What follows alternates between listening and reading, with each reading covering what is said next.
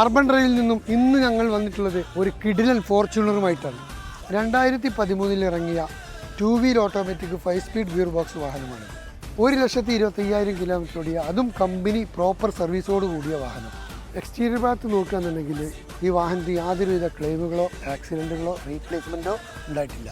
അതുപോലെ തന്നെ എക്സ്റ്റീരിയറായിട്ട് ടോട്ടൽ ലുക്ക് നോക്കുമ്പോൾ GR സ്പോർട്ടിൻ്റെ നല്ല ഗ്രില്ല്, ഫ്രണ്ട് ആൻഡ് ബാക്ക് ബമ്പറിൽ സ്കേർട്ടിങ്, അതുപോലെ തന്നെ ഡോറിൻ്റെ സൈഡിലൊക്കെ ഗ്ലാഡിങ്സ്, ഡിക്കി സ്പോയിലർ, റൂഫ് റെയിലിന് റെയിൻ ഗാർഡ് അടക്കമുള്ള ടൊയോട്ട ഫോർച്യൂണറിൻ്റെ TRD കിറ്റ് ആഡ് ചെയ്തിട്ടുണ്ട്.